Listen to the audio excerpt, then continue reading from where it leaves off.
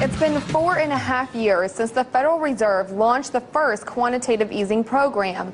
According to the CNBC Fed survey, QE will continue well into 2014. I spoke with Peter Schiff, CEO of Euro Pacific Capital, about how long interest rates can remain low and facilitate current U.S. deficit spending. Given the president's announcement today about the possibility of chemical weapons in Syria, I first asked if spending, either military or domestic, must be severely curtailed. This is the guns and butter argument. Right now, we think we can have both. And as long as we can borrow money at practically 0% interest, we can pretend that we can have both. But eventually, interest rates are going to rise, and the government's going to be forced to make some difficult choices. There's going to have to be a lot of cutting going on. I think we're going to have to cut in both military and domestic, because we're not going to be able to afford a lot of these expenditures. Well, do you think it's possible to reduce the debt and the deficit while the Fed enables lower interest rates vis-a-vis quantitative easing? Well, no, I don't think anything is going to be accomplished constructively as long as the Fed is spiking the punch bowl. I think a prerequisite to a legitimate recovery is going to be sound money and higher interest rates, right? We're going to have to sober up. We're going to have to check into monetary rehab. We can't keep drinking and expect to solve these problems. Well, I have here a graph of the federal funds rate since the 1950s. We're clearly in a long period of extreme easing stretching back to 2008. Now the Fed has hinted at its exit strategy of winding down large-scale asset purchases. But I've heard you say that Bernanke doesn't actually have an exit strategy. Bernanke's famous or infamous for saying he can reverse monetary policy and stem price inflation in 15 minutes. So do you not believe him? Now, well, at best, that's wishful thinking, but it's not going to happen. You cannot reverse this monetary policy without imploding the economy that is based on a continuation of that cheap money. We have created an economy that is completely dependent, addicted to 0% interest rates and endless quantitative easing. If the Fed takes that away, the economy will implode. But they can't admit that. They can't acknowledge that. So they have to talk tough, right? They have to bark a lot, but they can't bite because they have no teeth. Well, what about Bernanke's toolkit? He has the term deposit facility, tri-party reverse repos, and the Fed could always sell assets if it was backed against a wall. You really don't think any of these are going to work? Sell the assets to who? Who's going to buy them, and at what price? You know, when the Fed tries to unload all these mortgages and U.S. Treasuries, there are no buyers. The Fed is the buyer. And the only reason other people are buying is because they think the Fed is going to keep doing it. Based on the last minutes of the Federal Open Market Committee and speeches by various Fed officials, I think it's possible we might see short-term interest rates rise towards the end of this year. What do you think are going to be the net effects of that? Well, as I said, the economy can't handle it for a number of reasons. The banking system can't handle a big increase in rates.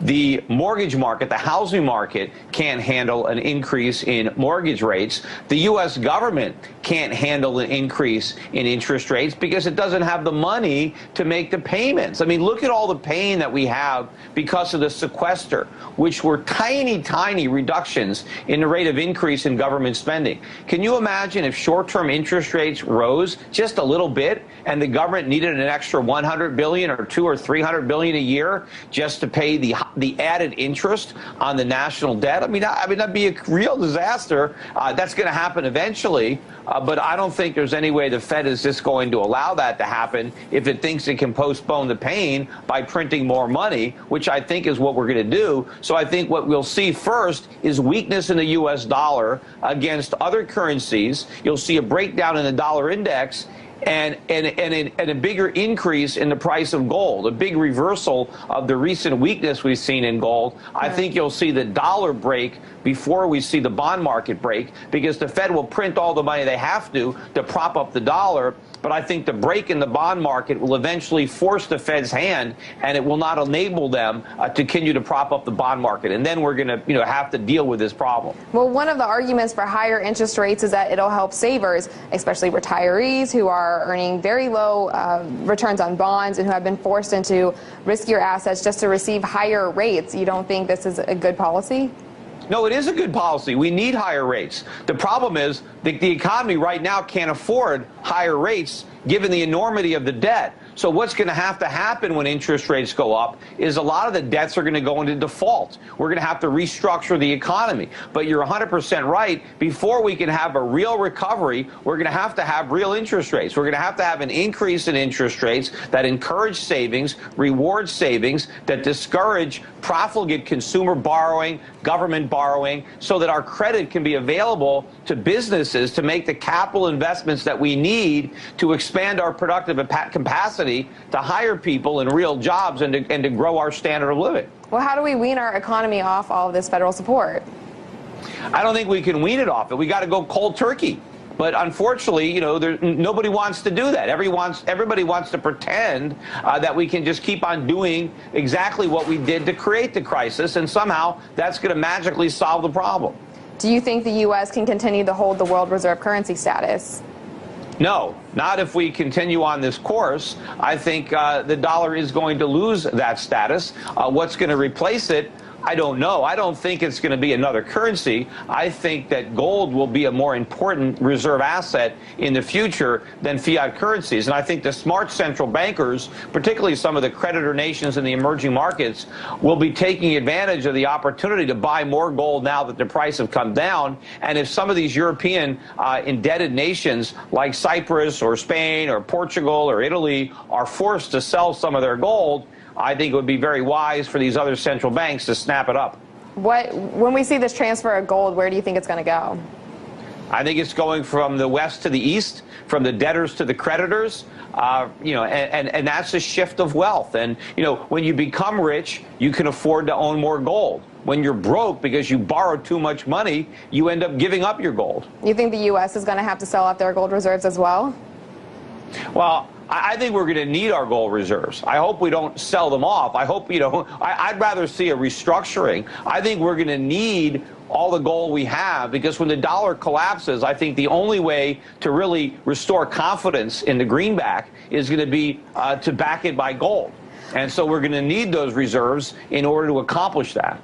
Now, crude oil production is up, and with technology and fracking and natural gas, is it possible that this could take us from a trade deficit to a trade surplus? Is the potential for energy independence a mitigating factor in what you consider the real crash?